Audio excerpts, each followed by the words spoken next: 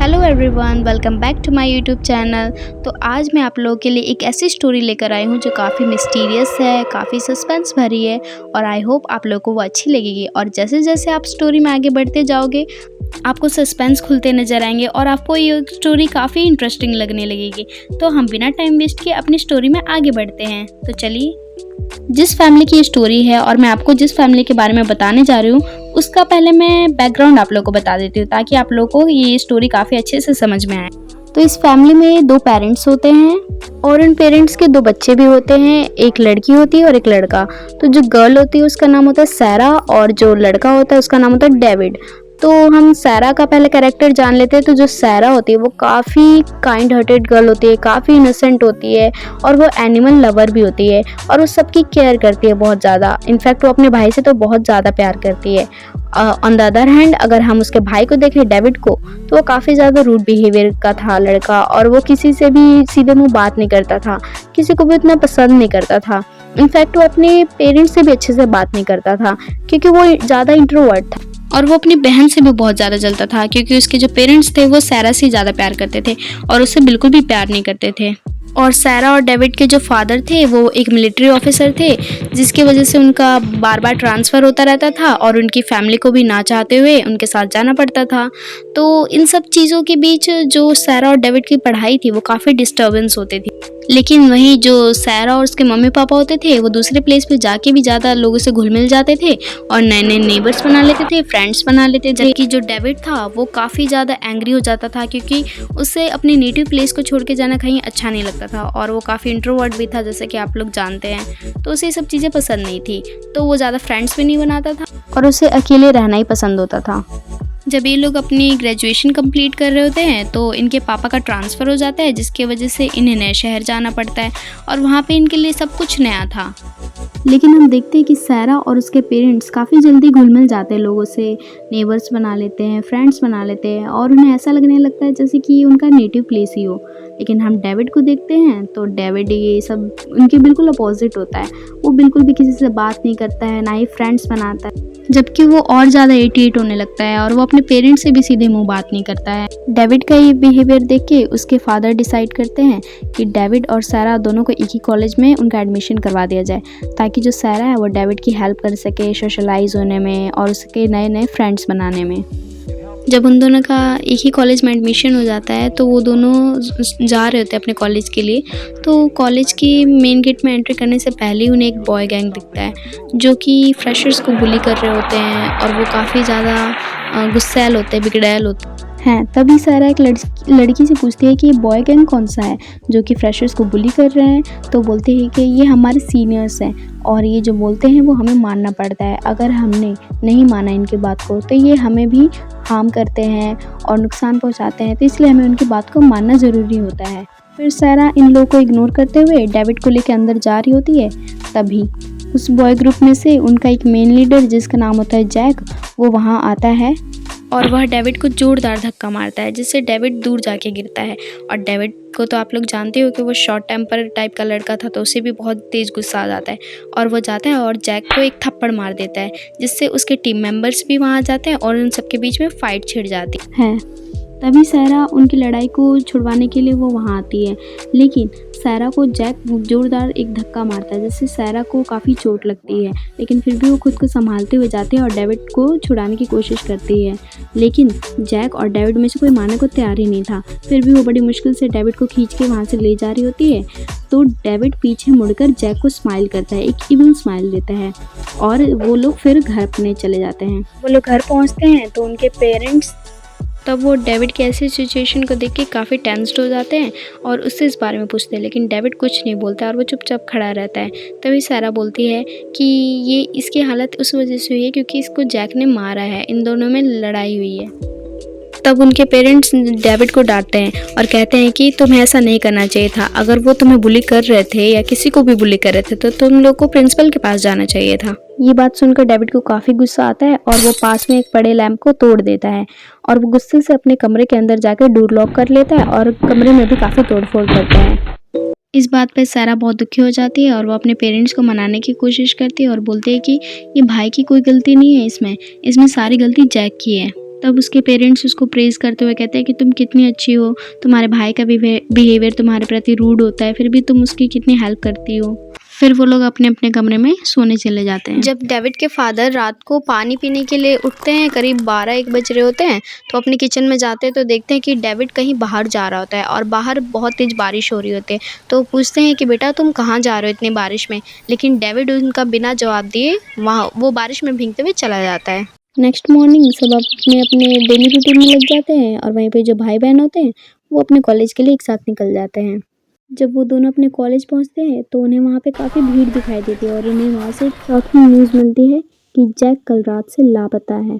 ये बात सुनकर सारा डर जाती है और वो डेविड की तरफ देखती है तो देखते हैं कि डेविड उसे एक क्रीपी स्माइल दे रहा होता है। तो ये देखकर शायरा बहुत ज़्यादा डर जाती है और उसे लगता है कि कहीं ये डेविड ने ही तो कुछ नहीं किया, क्योंकि जैक के साथ जब फाइट हुई थी तो वो बहुत ज़्यादा गुस्से में था। लेकिन फिर भी सारा इस बात को इग्नोर करती है और वो अपनी क्लास अटेंड करने के लिए कॉलेज में एंट्री कर लेती है। और अपनी क्लासेस अटेंड करने के बाद जब वो अपने घर जाती है तो ये सारी बातें अपने पेरेंट्स को बताती है, जिससे पेरेंट्स भी काफ़ी कंफ्यूज हो जाते हैं और उन्हें कहीं ना कहीं डाउट हो रहा होता है कि हो सकता है ये डेविड ने किया हो, लेकिन फिर भी वो इस बात को इग्नोर कर देते हैं। ऐसे ही समय बीत जाता है और इस इंसिडेंट के कुछ समय बाद जब एक दिन डेविड और उसके फैमिली मेम्बर्स सो रहे होते हैं तो करीबन रात के 12-1 बज रहे होते हैं कि डेविड के कमरे की खिड़की खुली होती है, जिसकी वजह से कुत्ते को भौंकने की आवाज़ आती है, जिसकी वजह से डेविड की नींद काफ़ी डिस्टर्ब हो रही होती है और उसे काफ़ी इरिटेशन हो रही होती है। तो वो उस कुत्ते की भौंकने की आवाज़ को काफ़ी देर तक इग्नोर करता है, लेकिन जब वो काफ़ी देर तक भौंकते रहता है तो वो इरिटेट होकर एक पास में ही पड़ी स्टिक को लेकर वो उसे मारने जा ही रहा होता है कि तभी सारा उसके पेरेंट्स वहाँ आ जाते हैं और उसे ये करने से रोक लेते हैं। सारा अपने भाई को इस बार बहुत डाँटते हैं और बोलते हैं कि भाई आप ऐसा कैसे कर सकते हैं? वो एक बेज़ुबान जानवर है, आप उसे कैसे पीट रहे हैं? और आपको तो पता है कि मैं एक एनिमल लवर हूँ, तो मैं तो ऐसा होते हुए कभी भी नहीं देख सकती। तो आप प्लीज़ अपने कमरे में वापस चले जाओ। और ये सब सुनकर डेविड गुस्सा होकर वहाँ से चला जाता है। फिर बाकी सब भी अपने-अपने कमरे में सोने के लिए चले जाते हैं, लेकिन वो लोग सो नहीं पा रहे होते क्योंकि वो डॉग कंटीन्यूअसली अभी भी भौंके जा रहा था। लेकिन आफ्टर 10 और 15 मिनट्स बाद वो देखते हैं कि उस कुत्ते की भौंकने की आवाज़ बंद हो जाती है। तो उन्हें लगता है कि क्या पता वो सो गया हो या फिर वहाँ से चला गया हो। तब वो जाकर अपनी चैन की नींद सोते हैं। फिर नेक्स्ट मॉर्निंग उनके घर का कोई डोरबेल बजाता है। फिर सारा की माँ स्टेयर्स से नीचे उतर के नीचे जाती है और डोर खोलती है। वो देखती है कि वहाँ न्यूज़पेपर डिस्ट्रीब्यूट करने वाला है, तो वो न्यूज़पेपर लेकर अंदर आ ही रही होती है कि उसे वहाँ पे एक क्राउड दिखता है और वो क्राउड जस्ट उसके घर के बाहर ही लगा हुआ होता है। तो वो जाके एक लेडी से पूछती है कि ये क्राउड किस लिए लगा हुआ है? तो लेडी बोलते हैं कि क्या आपको नहीं पता है कि कल एक कुत्ता इतना ज़्यादा स्वस्थ, इतना ज़्यादा हेल्दी, वो अचानक से कैसे मर गया? किसी को भी नहीं पता क्योंकि उसकी सडन डेथ हो गई। ये सुनकर सायरा की माँ शॉक्ड हो जाती है और वो भागते हुए अपने कमरे में जाती है और अपने हस्बैंड से ये सारी बात बताती है कि कहीं ये काम डेविड का ही तो नहीं है। लेकिन उसके हस्बैंड उसे बोलते हैं कि नहीं, तुम अपने काम से काम रखो, ज़्यादा ध्यान मत दो इन सब पे। फिर कुछ दिन बीत जाते हैं, सब कुछ नॉर्मल हो गया होता है। तो सायरा एक दिन प्लान बनाती है कि क्यों ना हम लोग कहीं बाहर पिकनिक पे चले, क्योंकि हमारे घर का माहौल भी अच्छा नहीं है, सब कुछ अजीब सा है। तो हम बाहर जाएंगे तो हम लोग फ्रेश अप भी हो जाएंगे और कुछ मूड भी फ्रेश हो जाएगा। तो क्यों ना हम लोग बाहर चले। तो इस बात पे सभी एग्री करते हैं, पेरेंट्स एग्री कर देते हैं, लेकिन वहीं अगर हम डेविड को देखें तो वो काफ़ी ज़्यादा बोरिंग दिख रहा था और उसके अंदर कोई एक्साइटमेंट नहीं थी इस बात को लेके। इनफैक्ट वो गुस्से में भी था। फिर भी वो अपने पेरेंट्स के साथ पिकनिक पे जाता है, लेकिन वो अपनी अलग गाड़ी में जाता है, उन सबके साथ नहीं जाता है। जब वो पार्क पहुंचते हैं तो सारा को वहाँ पे कुछ खेलते हुए बच्चे दिखते हैं। फिर सारा भी जाकर बच्चों के साथ खेलने लग जाती है, तो उसकी फैमिली उसकी बहुत ज़्यादा प्रेज़ करते हैं और कहते हैं कि सारा कितनी चीयरफुल लड़की है कि ऐसे माहौल में भी खुद को खुश कर लेती है और दूसरों को भी खुश रख लेती है। वहीं पे जो डेविड होता है, वो उन्हें देख के काफ़ी जल रहा होता है क्योंकि सारा की वो तारीफ़ कर रहे होते हैं, ना कि डेविड की। फिर कुछ देर बाद वहाँ सारा आती है और बोलती है चलो मम्मी डैडी स्नैक्स खा लेते हैं। फिर जब वो लोग स्नैक्स खा रहे होते हैं, तभी एक बच्चे की बॉल वहाँ पे उनके स्नैक्स पे गिरती है, जिससे डेविड को काफ़ी ज़्यादा गुस्सा आता है और वो खड़ा होता है, उस बच्चे को बस स्लैप करने वाला ही होता है। तभी वहाँ उस बच्चे के पेरेंट्स आ जाते हैं और अपने बच्चे को बचा लेते हैं और वहाँ पे सारा और डेविड के पेरेंट्स भी आ जाते हैं और डेविड को काफ़ी डाँटते हैं और सारा भी बोलते हैं कि भाई आपने उसे क्यों स्लैप करने की कोशिश की? उसकी क्या गलती थी? वो बॉल बेचारा वो खेल ही तो रहा था बॉल से और गलती से गिर गया तो उसमें उसकी क्या गलती है?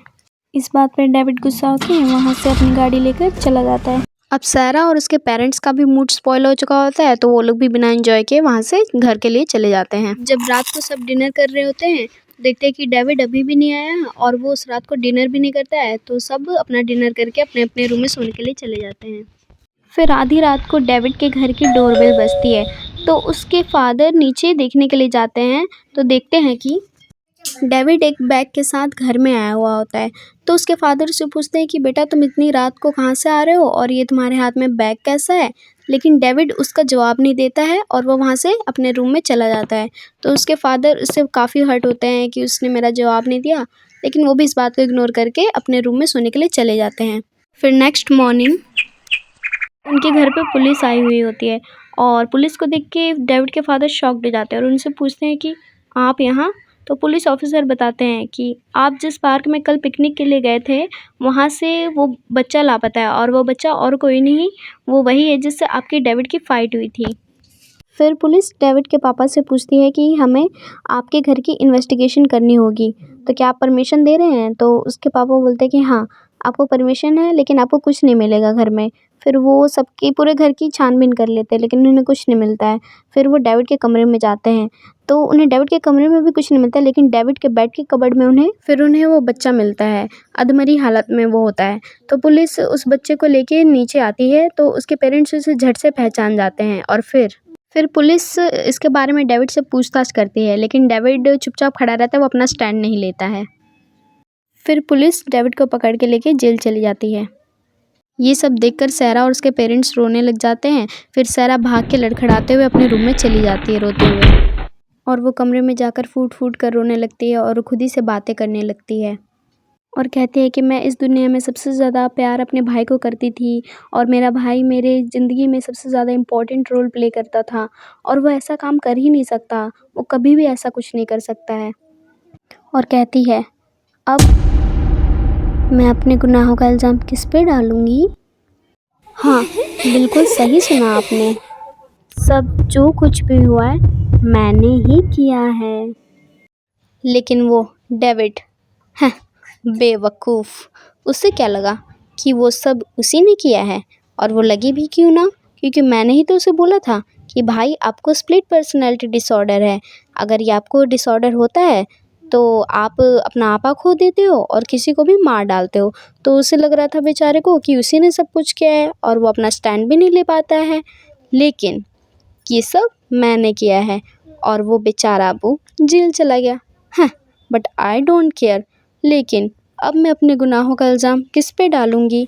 क्या वो आप हो सकते हो? और आपको वो जैक, वो तो याद ही होगा ना?